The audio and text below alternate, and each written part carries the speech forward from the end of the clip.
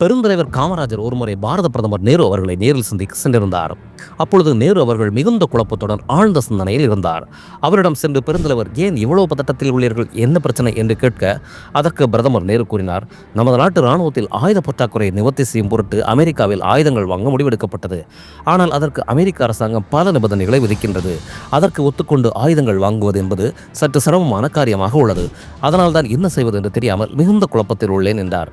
அதற்கு பெருந்தலைவர் ஒரு நொடி கூட தாமதிக்காமல், இவ்வளவுதானா, இதற்காக கவலைப்படுகிறீர்கள் என்று மிக சாதாரணமாக கேட்டார்.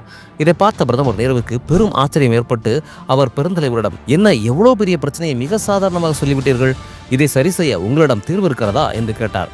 அதற்கு பெருந்தலைவர், ஆம், நான் சொல்வதை செய்யுங்கள் என்று சொல்லி, அமெரிக்கக்காரனின் கடை ஏதாவது நம்ம நாட்டில் இருக்கிறதா என்று அவர் பாணியில் கேட்டார்.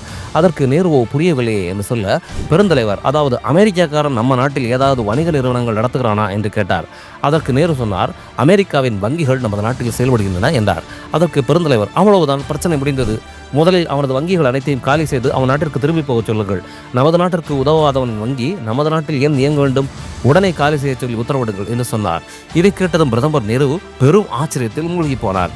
இந்த யோசனை எனக்கு தோன்றவே இல்லையே, உண்மையிலே நீங்கள் ஒரு மகா மேதைதான் என்று பெருந்தலைவரை பாராட்டிவிட்டு, உடனே நான் அமெரிக்காவிற்கு உத்தரவு அனுப்புகிறேன் என்று சொல்லி உத்தரவையும் அனுப்பினார். இந்தியாவிடமிருந்து இப்படி ஒரு பதில் வரும் என்று சற்றும் எண்ணிராத அமெரிக்க அரசாங்கம் அதிர்ந்து போனது. அடுத்த அரை நாட்களுக்குள்ளாகவே இந்தியாவிற்கு ஆயுதங்கள் வழங்க சம்மதம் தெரிவித்து பதில் அனுப்பியது. உலகையே தன்வசம் வைத்திருந்த வல்லரசு நாட்டையே ஒரு நொடியில் கதிகலங்க வைத்தவர்தான் நம் கிங் மேக்கர் பெருந்தலைவர் காமராஜர் அவர்கள்.